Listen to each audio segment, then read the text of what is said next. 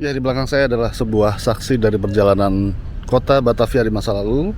Di masa pada saat para tuan-tuan tanah menempati daerah di pinggiran kota Batavia, karena Batavia sudah mulai penuh sesak dan jorok, kumuh dan banyaknya.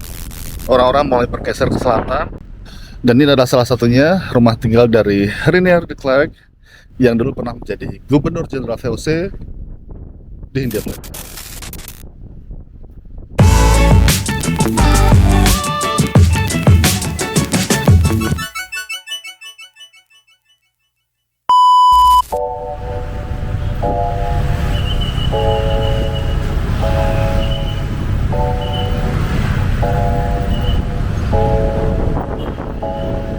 Pada beberapa video sebelumnya, kita telah menelusuri jejak para tuan tanah di Batavia abad ke-18 lewat peninggalan mereka, berupa villa-villa tua yang terbengkalai atau yang hanya menyisakan reruntuhan belaka.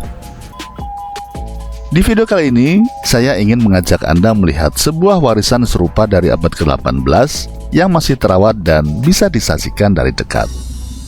Di kawasan Jalan Gajah Mada, Jakarta, masih berdiri sebuah rumah yang dulu pernah menjadi hunian mewah seorang tokoh berpengaruh di Hindia Timur. Inilah Huis Rainier de Klerk.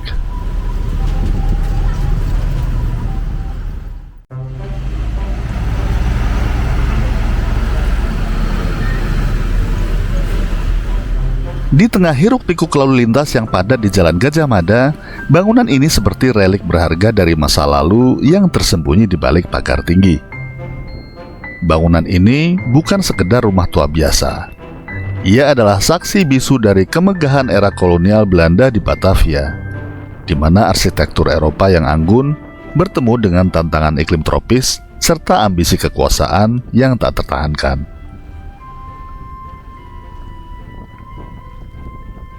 Saya pun melangkah masuk melalui gerbang utama. Di hadapan saya, terbentang taman luas yang tampak kontras dengan hiruk-pikuk kehidupan modern di sepanjang Jalan Gajah Mada. Memasuki halaman ini, seolah-olah saya sedang memasuki mesin waktu, kembali ke abad ke-18. Bagaimana tidak? Di depan saya tampak bangunan utama berarsitektur gaya Belanda klasik dengan adaptasi tropis yang mengesankan. Rumah ini mempunyai 2 lantai dengan atap berbentuk pelana dan dinding yang polos namun elegan. Terdapat panel-panel sederhana di bawah jendela, dan 7 jendela besar di lantai atas yang dilengkapi ornamen kecil. Jendela-jendela ini bagian dalamnya bisa digeser sebagai adaptasi gaya arsitektur kolonial terhadap iklim tropis.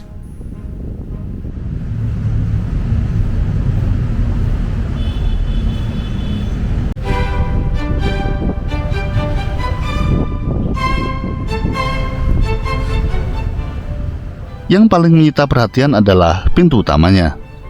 Pintu ganda dari kayu jati tebal ini dihiasi kusen ukir berwarna merah keemasan yang mewah. Tepat di atasnya terdapat bovenlicht atau jendela angin dengan ukiran kayu rumit yang menggambarkan alegori The Hope, sosok wanita yang memegang jangkar dan obor, simbol sebuah harapan.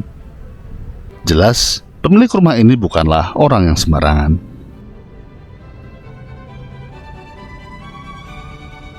Saya pun melangkah masuk. Penjaga di depan mengarahkan saya untuk mengisi buku tamu dan menemui seorang pemandu.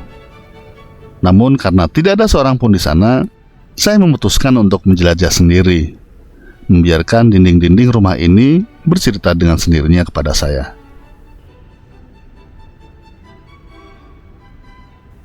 Lalu, siapa sebenarnya tuan rumah dari istana ini? Namanya adalah Rainier de Klerk. Lahir pada 1710 dari keluarga sederhana di Belanda, ia merintis karir sebagai pelaut VOC sejak usia 15 tahun. Nasib membawanya menetap di Batavia pada 1731 dan karirnya melesat tajam. Ia menjadi anggota Dewan Hindia pada 1752 hingga mencapai puncak kekuasaan sebagai Gubernur Jenderal ke-31 pada tahun 1777.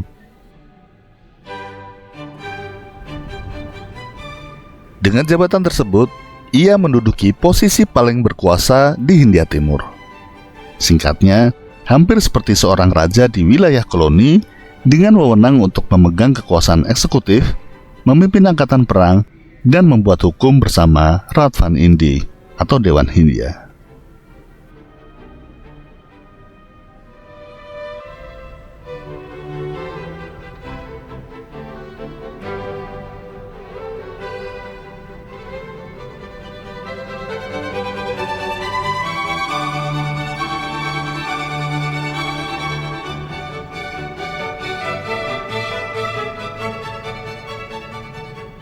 De Klerk dikenal sebagai salah satu pejabat VOC yang paling kaya raya, dengan kekayaan yang sebagian besar diperoleh melalui perdagangan pribadi di luar monopoli VOC.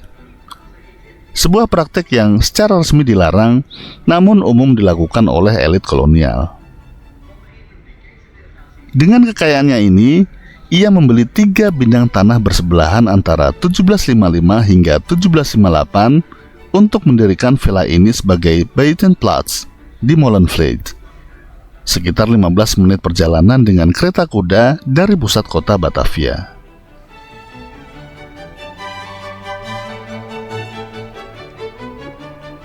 Kenapa ia membangun rumah di sana? Jawabannya ada pada kondisi kota Batavia yang saat itu kumuh dan penuh sesak. Di dalam tembok kota, kanal-kanalnya mengalami pendangkalan, kotor, dan berbau busuk akibat drainase yang buruk. Wabah kolera dan malaria mengintai di setiap sudut kota yang sesak. Maka bagi kaum elit seperti De Klerk, kawasan Molenvliet ini adalah surga dengan udara yang masih segar. Villa ini pun menjadi tempat ia menerima tamu-tamu kehormatan sekaligus menjalankan bisnis pribadinya. Setelah kematian De Klerk, nasib villa mewah ini sempat terombang-ambing. Bangunan ini berkali-kali berganti kepemilikan dan fungsi. Siapa sangka, rumah semewah ini pernah menjadi panti asuhan, bahkan nyaris dibongkar karena rusak parah.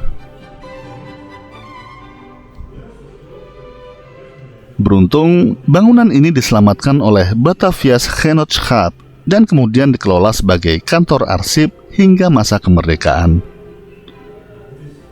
Puncaknya, restorasi besar-besaran dilakukan pada 1997 hingga 1999, mengembalikan kemegahannya sehingga kini bisa kita nikmati sebagai ruang pameran dan budaya.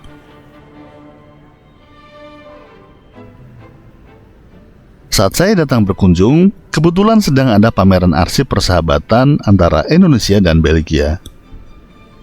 Meski instalasi pameran yang memenuhi seluruh ruangan sedikit menutupi detail interior aslinya, paling tidak saya masih bisa mengagumi langit-langit kayunya yang tinggi dan beberapa ukiran di atas pintu yang penuh dengan detail rumit.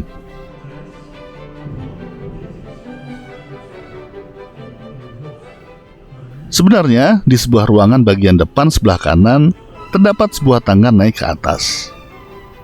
Di atas inilah dulu kamar Reinier de Klerk berada.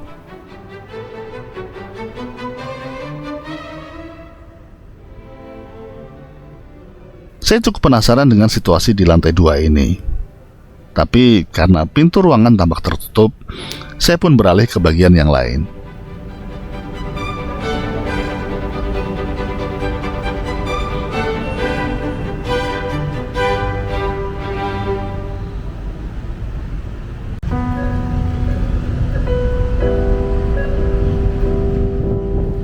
Kompleks rumah ini menempati lahan yang luas, lebih luas dari yang tersisa sekarang, membentang dari Sungai Molenvliet hingga Sungai Krukut, dengan luas sekitar 15.000 meter persegi dan dilengkapi dengan berbagai struktur pendukung, seperti pavilion di samping kiri dan kanan, gudang atau pakhuis, dan barak untuk para budak.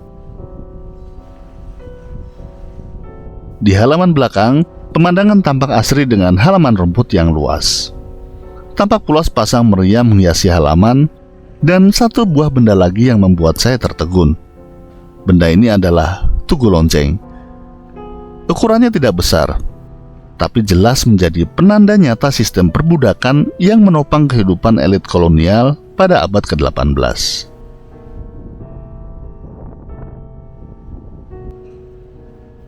Lonceng ini dikenal sebagai Slaven Bell atau Slaven Clock, berfungsi untuk mengatur jadwal harian para budak dan pelayan di Buitenplaats tersebut. Bunyinya menjadi sinyal untuk bangun pagi, mulai dan berakhirnya jam kerja rumah tangga, serta untuk berkumpul. Tak jarang, bunyi lonceng digambarkan sebagai suara kematian bagi budak, karena menandai rutinitas kerja paksa tanpa istirahat yang memadai.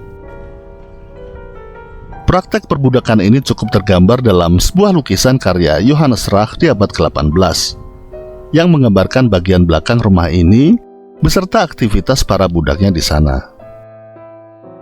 Konon, Reinier de Klerk sendiri memiliki sekitar 200 budak untuk mengurus taman, gudang, hingga memainkan musik orkestra pribadinya. Inilah sisi gelap kehidupan kaum borjuis sebelum abad ke-19. Di balik kemegahan arsitektur kolonial dan di antara pilar-pilar yang indah, tersimpan keringat dan derita ratusan manusia. Praktek ini baru berakhir jauh di kemudian hari, tepatnya pada tahun 1860, ketika gelombang pencerahan dan moralitas baru di Eropa turut menghapus perbudakan di Hindia Belanda.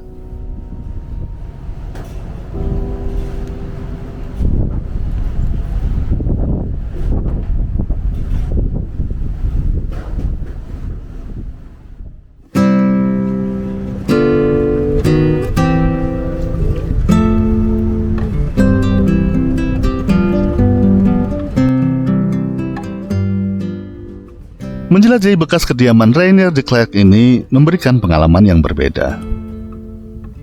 Gedung ini bukan sekedar tumpukan batu bata tua. Ia adalah kapsul waktu yang sempurna, sebagai salah satu contoh terbaik, mungkin yang paling utuh dari arsitektur abad ke-18 yang masih tersisa di Jakarta pada hari ini. Ia mengingatkan kita pada kompleksitas sejarah, kemegahan yang dibangun di atas eksploitasi, serta pelajaran tentang pentingnya menghargai warisan budaya bersama. Bukan berarti mengagungkan masa-masa kolonial, melainkan merawat ingatan tentang ambisi kekuasaan, tentang pencapaian estetika arsitektur tropis yang jenius, namun juga ingatan tentang kemanusiaan yang pernah tergadaikan lewat perbudakan. Gedung ini berdiri sebagai pengingat utuh bagi generasi sekarang untuk belajar dari masa lalu, baik dari kemegahannya maupun dari sisi kelamnya.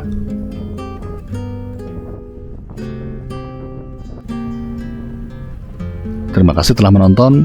Saya Anjas. Sampai jumpa pada cerita selanjutnya. Wassalam.